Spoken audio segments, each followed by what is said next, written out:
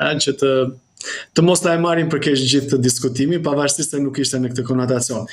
Për sa i përket edhe statistikave që Sevimi po fliste pak më para, dua të theksoj që nëse marrim të gjitha statistikat e këtyre viteve, mund të theksojmë që është të paktën mesatarisht 10 gra dhe vajza të vrara në Shqipëri nga partnerët intim kryesisht. Dhe Sevimi e theksoi që nuk janë të panjohur njerëzit të cilët ushtrojnë dhunën apo i kryen këto krime. Në fakt, do doja shumë që të theksoj faktin që ende dhuna në familje konsiderohet si një çështje private. Jo, nuk duhet që të konsiderohet si çështje private, por duhet që të konsiderohet si një problem, si një krim real për të gjithë shoqërinë.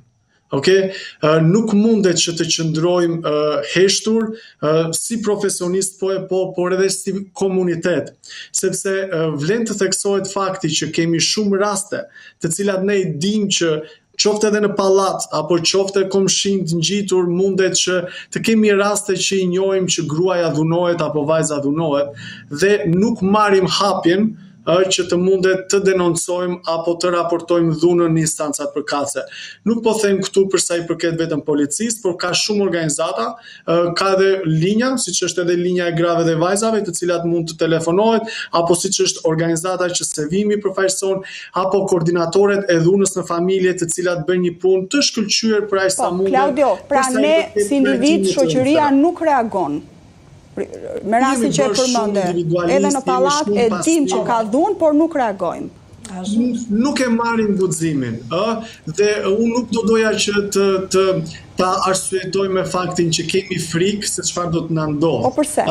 Përse nuk reagojmë? Nëse ka frikë një person i fortë. Përse jemi indiferent ndaj dhunës atëherë?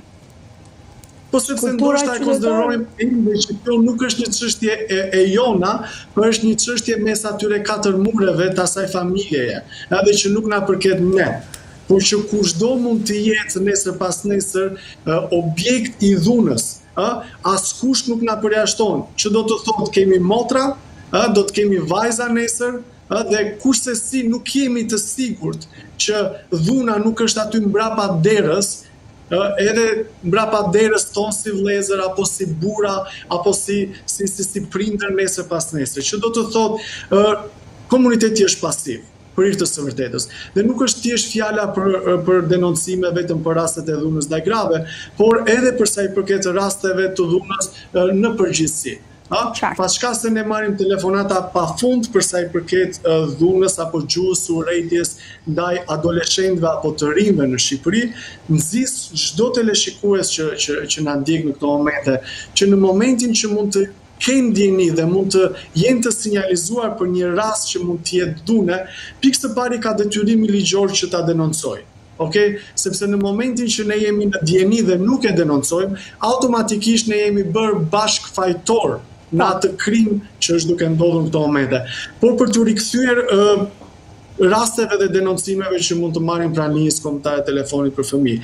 Në fakt, unë do doja shumë që të theksoja faktin që arsye nuk ka, sepse siç edhe Sevimi e tha, dhuna nuk ka arsyetim. Po nga ana tjetër, ajo çka ndodh është që jemi në atë kohë ku prindërimi do duhet që të fuqizohet në Shqipëri. Thënë kjo, do duhet që të rrisim fëmijë të cilët të jenë qytetarë të denjë nesër.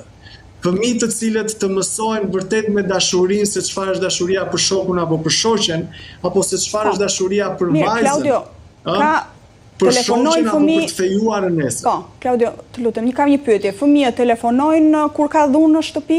Babi dhunon nënën? Pa diskutim, ne kemi raste